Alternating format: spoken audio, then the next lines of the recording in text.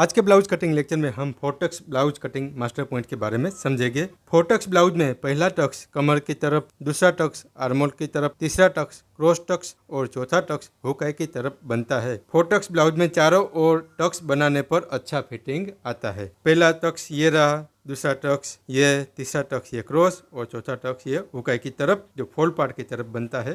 Princess cut blouse में hook आई की तरफ का टक्स और क्रॉस टक्स के बारे में समझाया हुआ है। वही मेथड के अनुसार यहाँ टक्स बनाना है। प्रिंसेस कट ब्लाउज में हम क्रॉस टक्स और हुक आई टक्स के बारे में समझ चुके हैं। सेम वही प्रोसेस यहाँ पर करना है।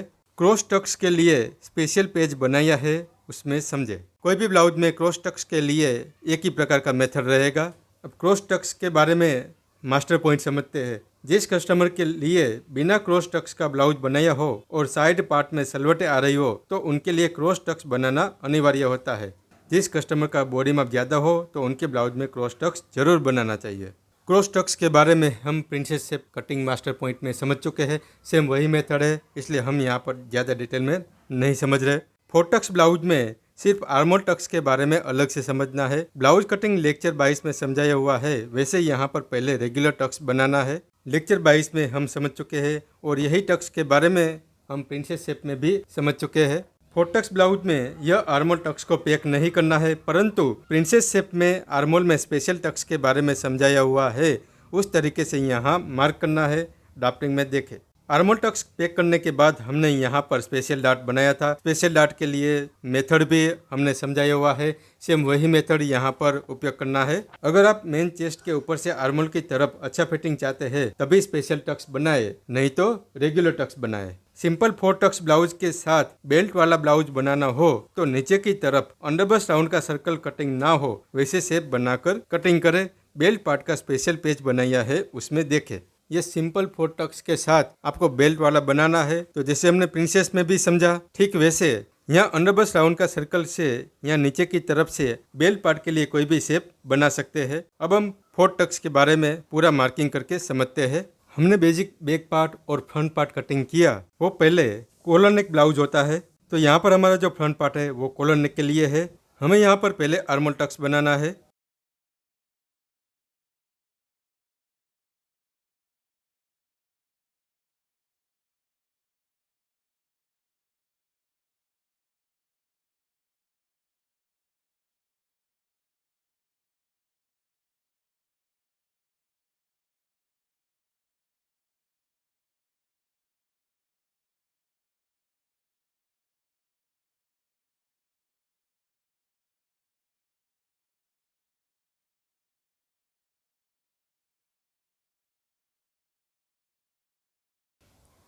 यह आर्मोल टक्स को हमें फेविकोल लगाकर या सेलो टेप लगाकर पैक नहीं करना है।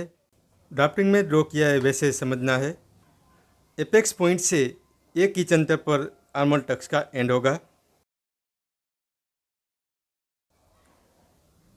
आर्मोल की सिलाई से शुरू करके यहाँ पर जो हमें टक्स बनाना है 0.25 इंच का, इस तरह से मार्क करना है।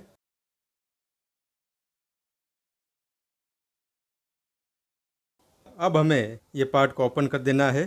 ड्राफ्टिंग में देखें और यहाँ पर देखें, दोनों का टक्स का शेप एक जैसा दिख रहा है। अब हमें तीसरा टक्स क्रॉस टक्स बनाना है।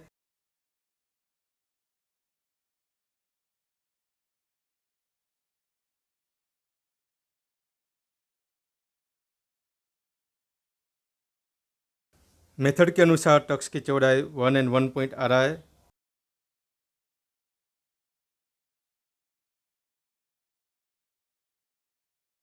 क्रॉस टक्स के बारे में डिटेल में समझने के लिए princess cut blouse cutting master point के थियरी पेज में समझाया हुआ है। ब्लाउज में साइड पार्ट की तरफ अच्छे फिटिंग के लिए क्रॉस टक्स यानी फ्रेंच डार्ट बनाना जरूरी है। यह टक्स डार्ट मैनिपुलेशन पद्धति से बनता है। एपेक्स पॉइंट से यह टक्स का अंतर कितना होना चाहिए इसके बारे में समझते हैं। तो इसके लिए बॉडी माप मेन चेस्ट का 20 भाग करके जो जवाब आएगा उतना अंतर का माप एपेक्स पॉइंट से साइड पार्ट की मेन चेस्ट की लाइन पर करें। बॉडी माप मेन चेस्ट 36.5 है, उसका डिवाइड 20 करने पर 1.82 यानी 1.75 एंड 1 पॉइंट यह टक्स का अंतर बनता है। 1.75 एंड 1 पॉइंट। अब क्रॉस टक्स की चौड़ाई के बारे में समझते हैं।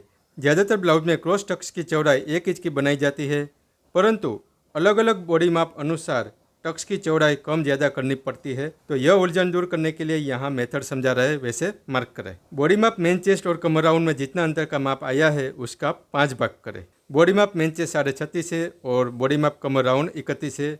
यह दोनों माप में 5.5 इंच का अंतर है, तो 5.5 का 5 भाग करेंगे तो 1.10 यानी 1 एंड 1 पॉइंट जवाब आएगा। तो यह टक्स की चौड़ाई का माप बनता है। यहाँ पर सिलाई की तरफ हमें ये नाप रखना होता है। अब यह टक्स को डॉट मैनिपुलेशन पद्धति से बनाना होता है, इसके बारे में प्रैक्टिकल समझेंगे। तो यहाँ पर एक टक्स, दो टक्स और ये 3 टक्स बन गया है। अब हमें यहाँ पर चौथा टक्स यानी ये फोल्ड पार्ट की तरफ, हुका की तरफ बनाना होता है, तो इसके बारे में भी प्रिंसेस कट का थियरी पेज में समझाया हुआ है। ब्लाउज में हुका की तरफ अच्छे फिटिंग के लिए 0.25 से 0.75 इंच तक की चौड़ाई का टक्स बनाना होता है। अब एपेक्स पॉइंट से यह टक्स का अंतर कितना होना चाहिए इसके बारे में समझते हैं। पहले एपेक्स पॉइंट की लाइन पर सीधा मार्क करें। यह एपेक्स पॉइंट की लाइन पर यह सीधा मार्क ऑलरेडी यहाँ पर किया हुआ है। ज़्यादातर ब्लाउज में एपेक्स पॉइंट से 1 इंच की दूरी पर यह टक्स का पॉइंट बनाते हैं।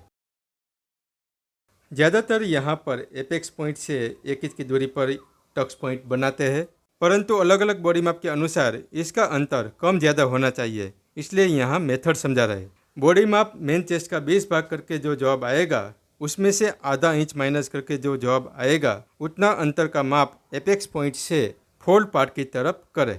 बॉडी माप मेन चेस्ट 36.5 है, उसका डिवाइड 20 करने पर 1.82 जवाब आएगा। उसमें से आधा इंच माइनस करने पर 1.32 यानी 1.25 इंच और 1 पॉइंट यह टक्स का अंतर बनता है। अब यह टक्स पॉइंट से सर्कल की तरफ आधा इंच चौड़ाई का आधा आधा मार्क करके टक्स का शेप का मार्क करें। प्रिंसेस कट ब्लाउज कटिंग में इसके बारे में हम डिटेल में समझ चुके हैं। सेम वही प्रोसेस यहाँ पर करना है। एपेक्स पॉइंट से 1.32 1.25 इंच और 1 पॉइंट यह टक्स का अंतर बनेगा। अब यह सर्कल की तरफ हमें आधा इंच का टक्स का मार्क करना है।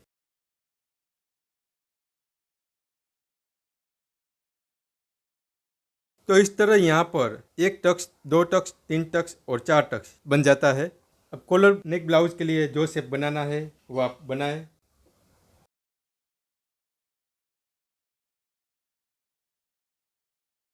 कॉलर नेक बनाएं या क्लोज नेक बनाएं या डिप नेक बनाएं, सभी प्रकार में यहाँ 4 टक्स का जो पॉइंट समझाया है वो हर मास्टर पॉइंट एक ही जैसा रहेगा। पेपर में ये डाट को कटिंग कर लेना है।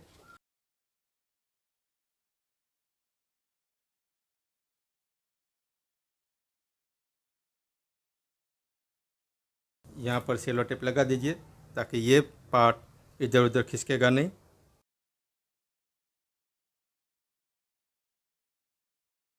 अब हमें कपड़े पर इसका मार्क करना है। यहाँ पर आगे की तरफ हुकाई बनाएंगे, इसलिए ओपन पार्ट रखना है।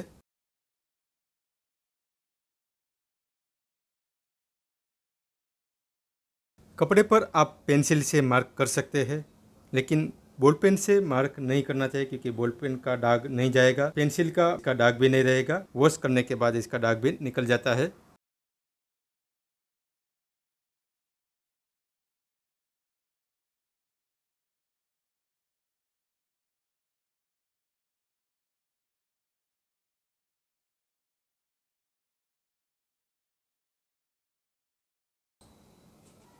ड्रेसिंग व्हील से टक्स पर मार्क करना है।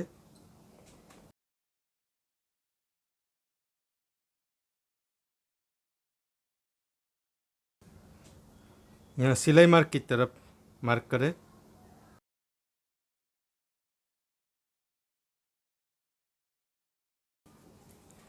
यहाँ पर एक सेंटर लाइन का मार्क करें। अब यहाँ से ये पॉइंट के साथ ऐसे टक्स का शेप का मार्क करना है।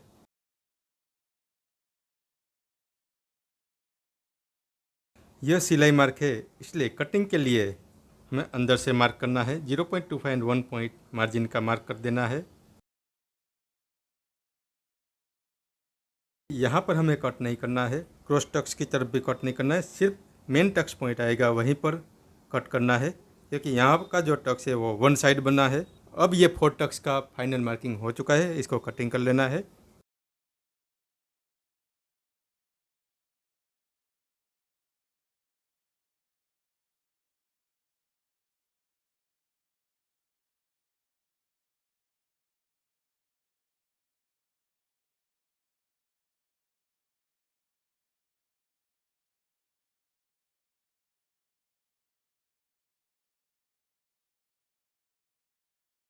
अब हमें नीचे के पार्ट में भी ये शेप का मार्क करना है।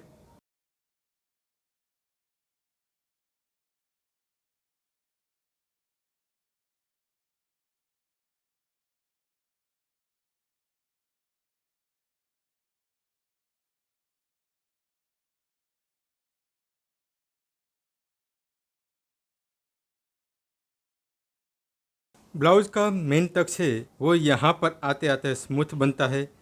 यहाँ पर डायरेक्ट इस तरह से वी टक्स नहीं बनाना है।